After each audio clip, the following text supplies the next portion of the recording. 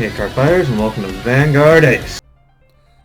Hey guys, Vanguard Ace here, talking to you about what we're losing and what we're gaining going in Vanguard overDress.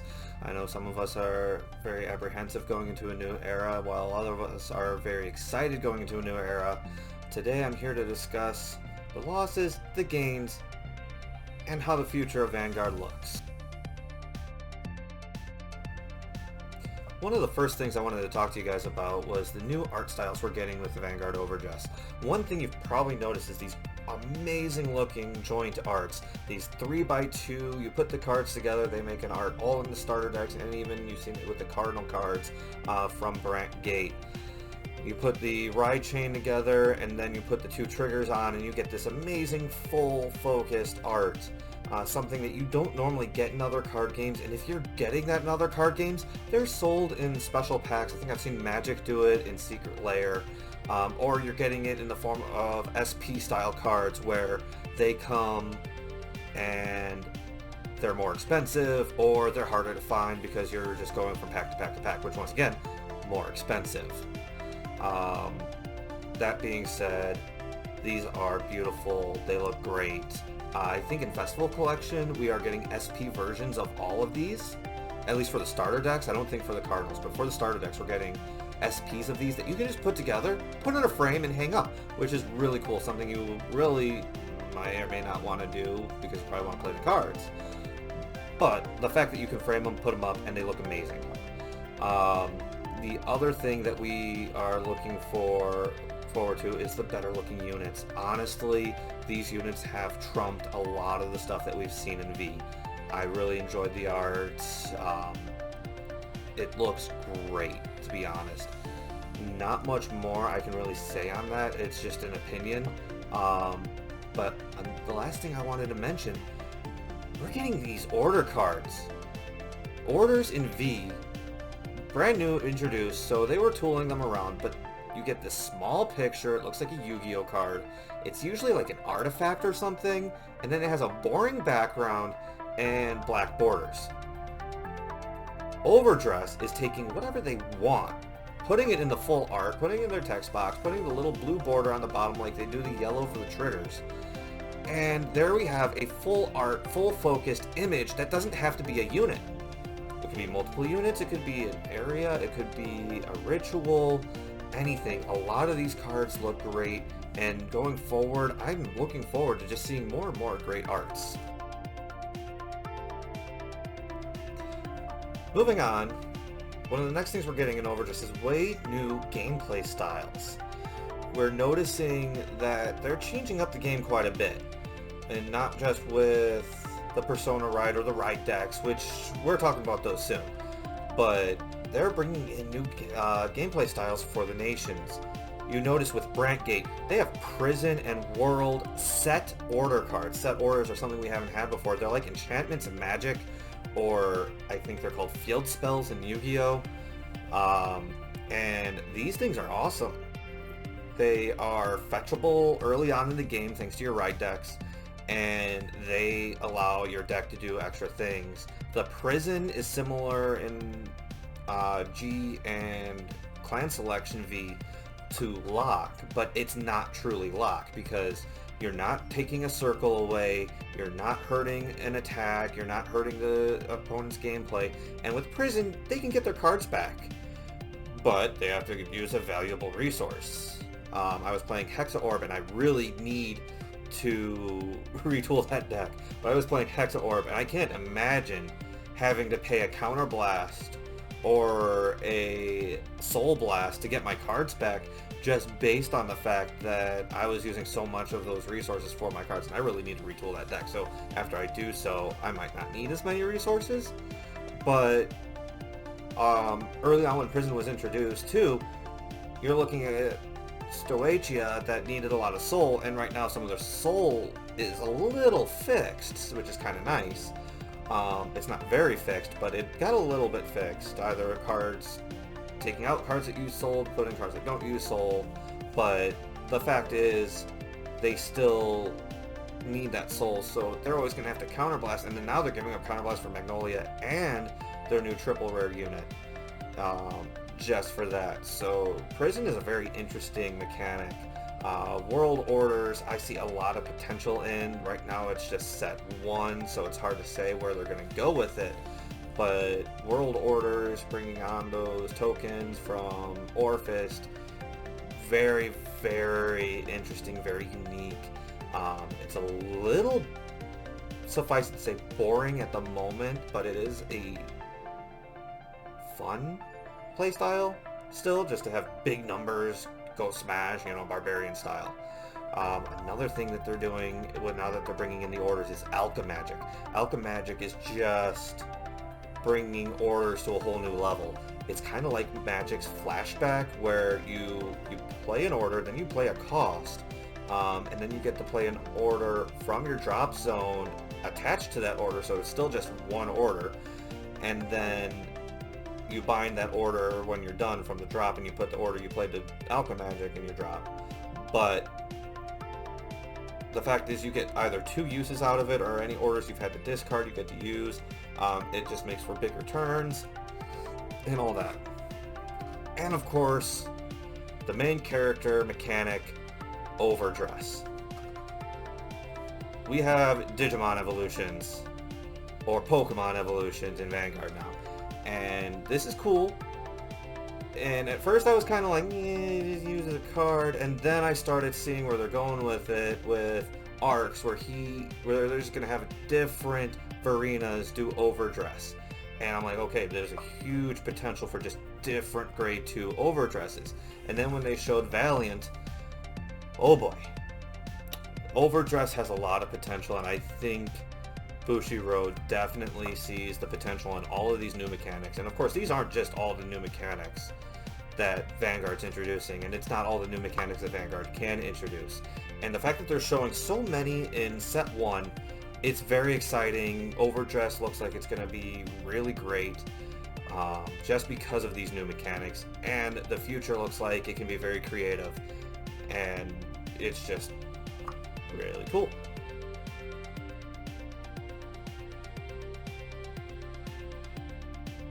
That moves us on to the ride decks. Ride decks take 4 cards of grade 0, 1, 2, and 3, and put those off to the side, sleeve them differently, and when you get to those grades, you discard a card, and you get to ride during your ride phase. This does not replace ride from hand. You can still ride from hand, but why would you if you have a ride deck? So you can use your cards in hand to be rear guards, which is really cool. You get the rides no matter what.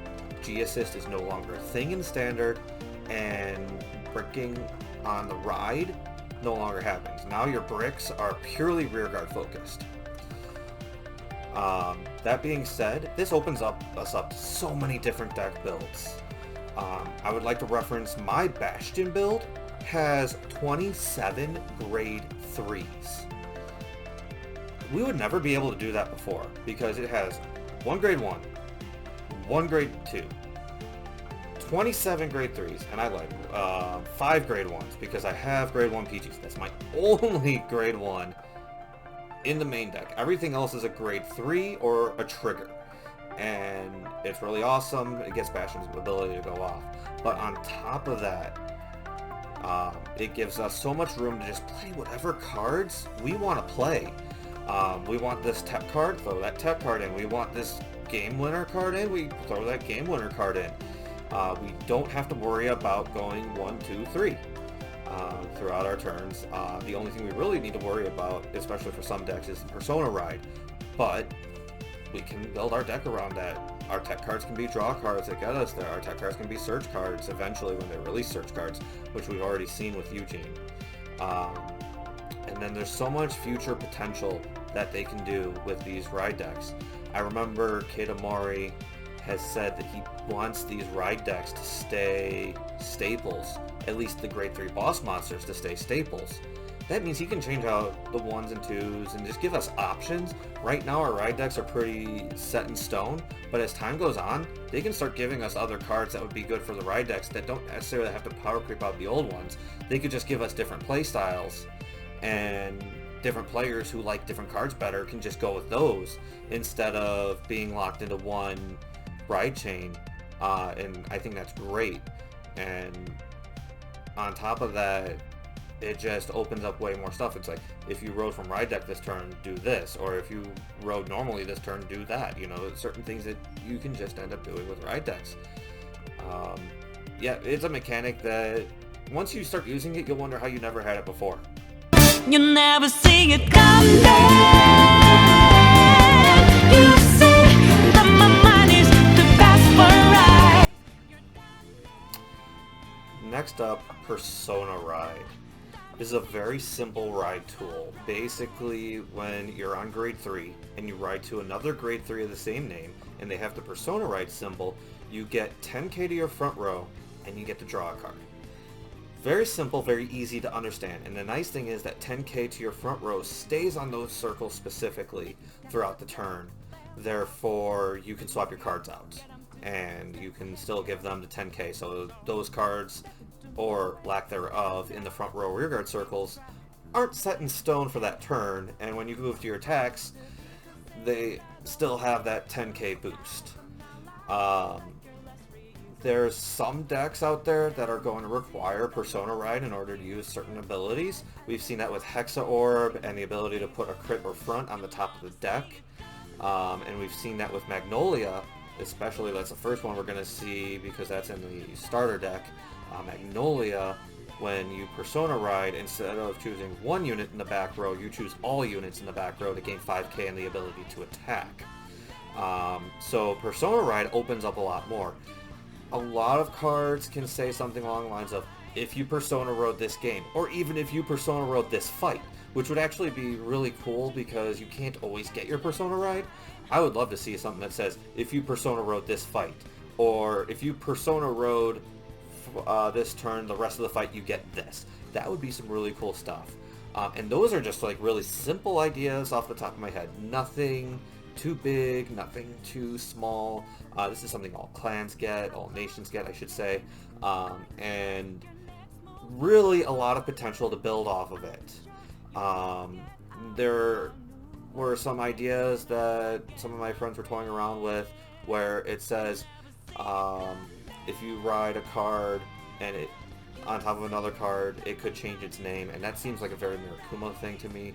But like, for example, in Brant Gate, say you have Seraph Snow and they release a card called Archangel Snow, and when you ride Archangel Snow on top of Seraph Snow, you could have an ability that says this card counts as Archangel Snow and Seraph Snow, etc.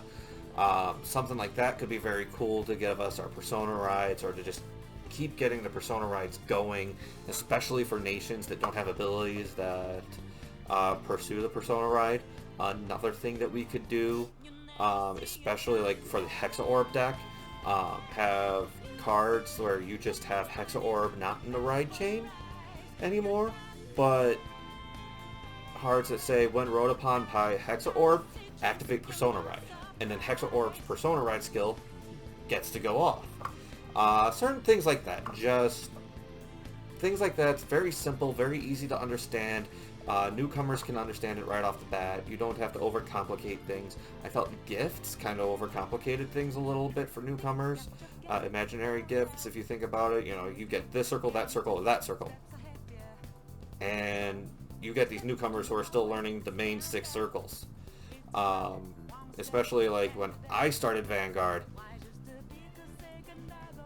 I didn't know the difference between front row, back row, rear guards, because they were all called rear guards, if that makes sense. Like, every time I saw the word rear guard, I thought it meant back row.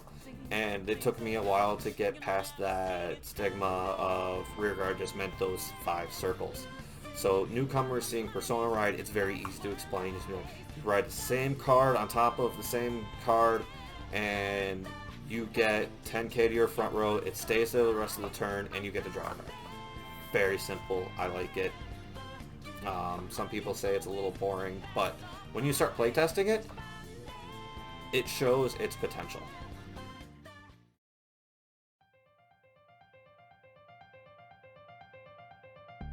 Alright, now we're going to get into nations over clans. Now they're going from 24 clans to 5 nations, eventually 6 nations when they add Monasto Lyrico. And this is very interesting. You can still keep multiple archetypes within one nation, which is nice. We're seeing that we're getting 2 archetypes per nation just in the first set alone, giving us 10 decks to work with. That has plenty of options in order for unique deck building already. Once you get a second, third, fourth set into that, it's going to be very interesting to see how we get to go with that. That being said, on top of that, this helps out Bushiroad a lot. I don't know if some people actually see that or not. I know a lot of people have said it before, but it is very difficult to balance 24 nations. It's actually more difficult to balance 24 nations when you can only release product for 3 or 4 at a time. When you have certain clans that get put sets 1 year apart from each other and never see their support. Gear Chronicle and V had to wait 14 months. That's a year and 2 months to get their second set of support. And they weren't even one of the first clans to get support, so they had to wait a few months just to be a thing when V started. And that's because they had to focus on other clans. And the unfortunate part of it, too, is that they wanted the anime to go with the manga, and that meant that some of their sets had to support clans that have seen 1, 2, 3, or 4, or 5 already sets of support. Royal Paladin, I'm looking at you. Dragon Empire, you too. Link Joker, when you came around, you got machine gun out.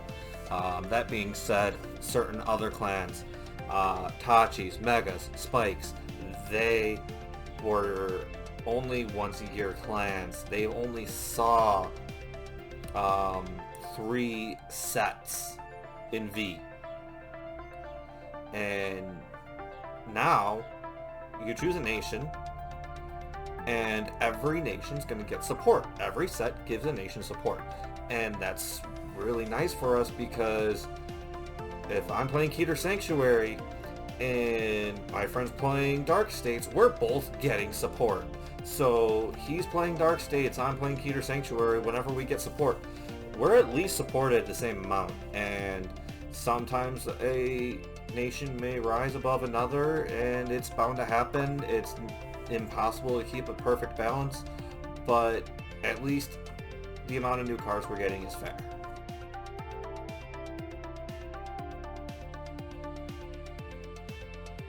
And of course, we're getting an all-new anime for our overdress era. At the time of this recording, we've already seen 2 episodes of this anime, and it's already showing better animation and better storytelling to an extent than the other animes previous to it. Not to say the other animes weren't entertaining in their own way, but this time around, we're not just seeing a big card game advertisement showing you the new cards as they're being released via the episode. No, we're seeing a story. The first story was about Yu, a character who's not assertive at all. And then it shows him finding a Megumi who shows him the night amusement park, and then he finds Vanguard. And that it just goes from there. So, it's showing Vanguard helping Yu become more assertive throughout these 2 episodes that we've seen. That being said, the first episode showed some really amazing animation. It showed us a fight between Violence Bruce and Apex Ruler Bastion. And while unfortunately Bastion got his butt whooped, the animation for that was awesome. You can go back, rewatch that over and over again. It's always cool. The second episode actually didn't show a huge animation. It didn't even show the units animated. It just showed a card game when they got to the card game portion of the episode. And at the same time, just the characters talking to each other, the way they were interacting, the way they were fighting, the way the music went. It still felt tension that a conflict like that should have. And it was just really well done. The animation was still great, and it makes me want more, and I'm super glad that we're going to be getting a few more episodes of this, and it's going to be season to season. I'm looking forward to what they have to bring for us.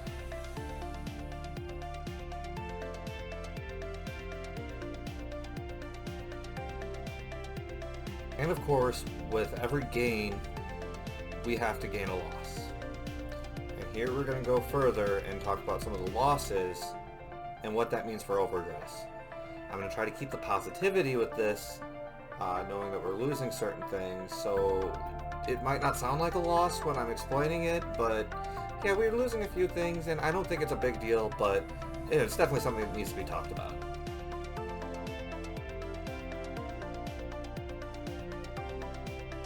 So one of the first losses that we noticed right off the bat is that grade 1s are going from 10k shields down to 5k shields. I've play tested this after thinking, oh man, what are we going to do without these extra 5k on our shields? 10k shields were great. But I haven't noticed much of a difference going from gameplay. Like I've said, I've built a Bastion deck that's 27 grade 3s. Those have no shields outside of the Kokabeel that gives you 5k for every 2 grade 3s you have. So what have I seen for guarding? I'm able to guard just fine. My PGs are still pretty good. I've actually seen the flow of my opponent's attacks before so that I can hold on to my PGs until my hand is super tiny.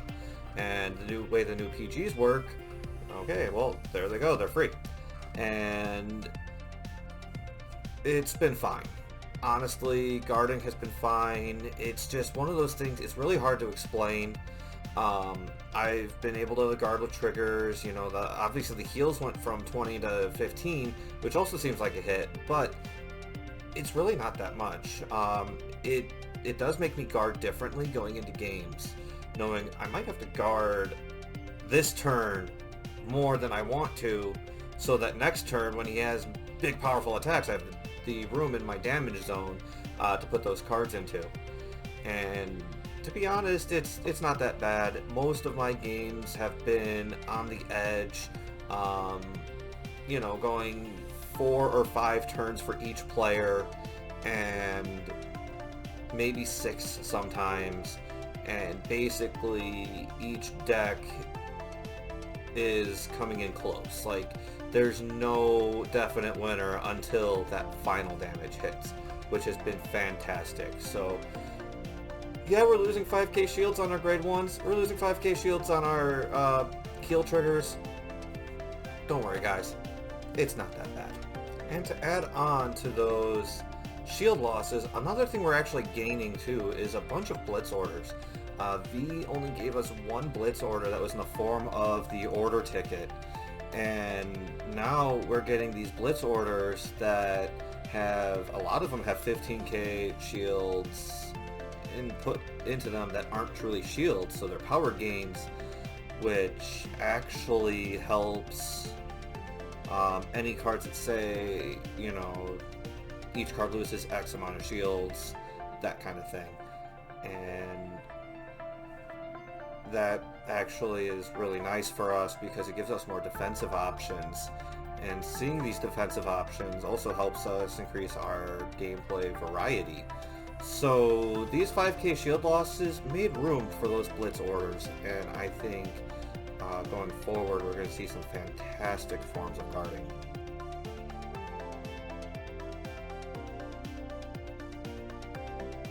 Another loss going from V to overdress has been imaginary gifts, and usually we lose a mechanic going from era to era anyway, but these force, protect, and excel markers, they started off as this rock, paper, scissors setup that, you know, excel would beat protect, protect would beat force, and force would probably beat excel, but it was still a little harder.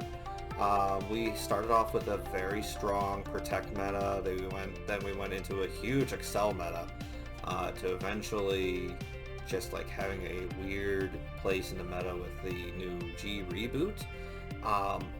just spamming markers over and over again. So like all of a sudden the marker spam and the multi-attacking from said marker spam just started annihilating people, and it got itself way out of control.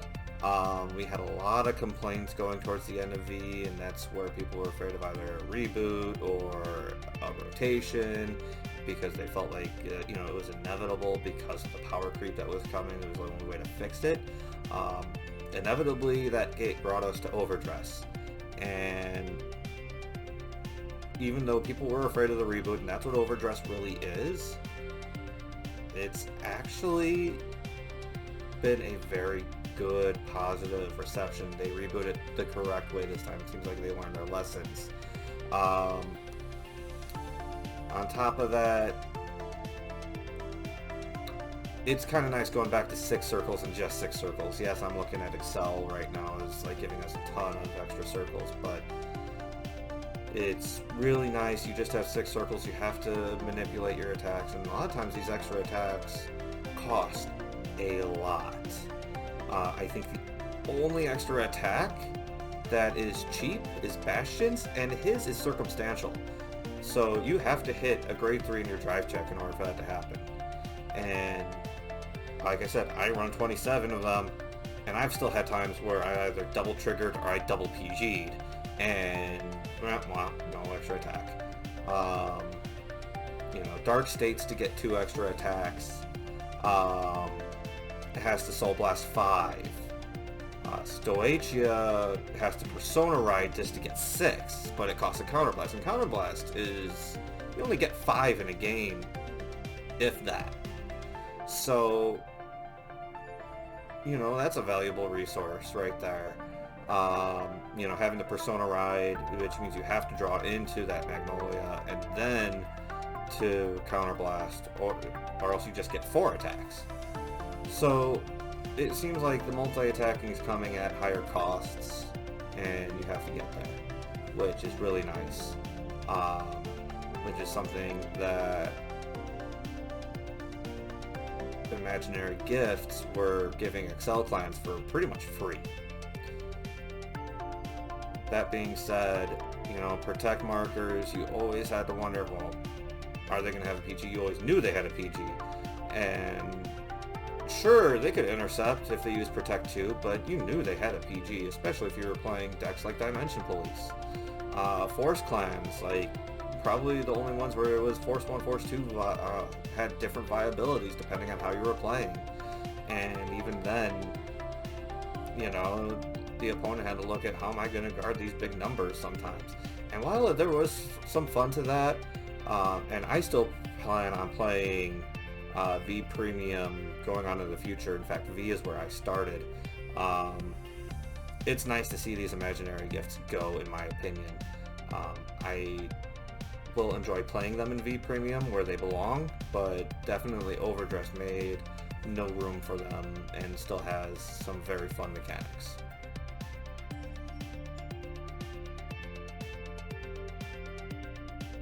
And lastly, I wanted to talk about the loss of clans going into nations. It does feel like we are losing quite a bit of variety, going from 24 clans to 5 nations, soon to be 6 with Monaco Lyrico. But obviously that's a third of the amount of clans that we had. And while I've mentioned before, this really does help Bushiroad keep a balance and keep us flowing with the products for every nation versus having 3 or 4 clans at a time. It's definitely a loss. We are seeing the aesthetics of each clan going into their respective nations, which is nice, but at the same time, we are definitely losing something.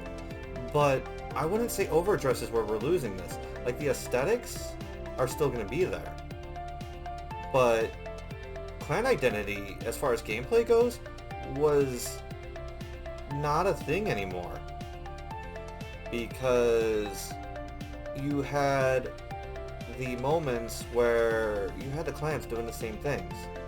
You had Shaharat at the end say, I swing with my Vanguard and I re-stand my 2 rear guards.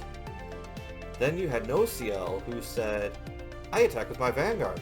I re-ride my Vanguard, I attack with my Vanguard again, and then I re-stand my 2 rear guards. And then you had Prisms who said, I attack with my Vanguard. I bounce back my front row. I call new rear guards, which is almost the same as restanding your rear guards, but you get on-place abilities. So, clan identity was really becoming a thing. I mean, when you look at the cards, though, you knew that Great Dayusha was Dimension Police. You knew Fenrir was Genesis. You knew that Beast Deities were Novas, and all sorts of other units. You knew they belonged to certain clans. Blaster Blade and Royal Paladins was the biggest one you would notice.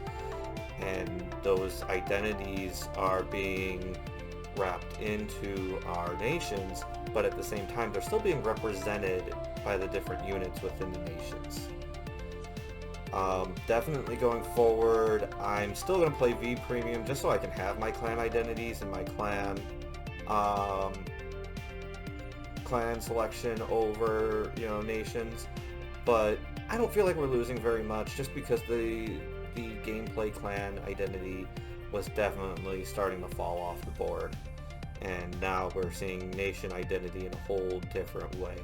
So going forward, I think it's going to be more balanced. Sure, it's less options, but it's still Vanguard, it's still fun, and it definitely feels more balanced. Trust me, I'm going to miss my clans, but for now, I think we're going into a good place.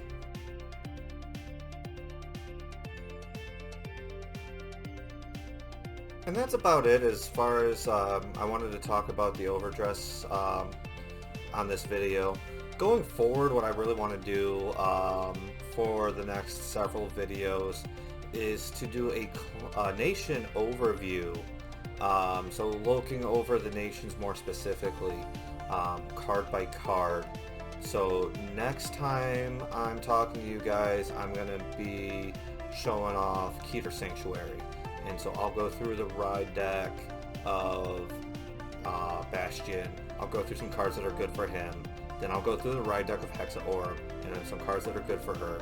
And then some generic staples that'll probably stay staples going forward in overdress, and so on and so forth. I want to do that, and then probably follow that up with some gameplay videos, show a game or a match with each ride chain. So a Bastion deck and a Hexa Orb deck, and then after that move on to the other nations. I haven't decided what order I'm going to do this in. I'm planning on doing Keter Sanctuary because that's what I play tested the most, so that's what I'm more comfortable with right now, but I do want to build something in every nation. I will be planning on doing my play captures via Tabletop Simulator. So if you guys are interested, Tabletop Simulator has been a really great way of testing these things. I'll try to make sure I get the links for the tables I use and all that stuff. That way I can give people proper credit where it's due. And going forward, those are my plans. Leave a comment below what you want to see, what you're most excited about in overdress, what you're least excited about even, I want to hear it. I want to see your comments. Don't forget to leave a like and subscribe. But definitely see you guys next time.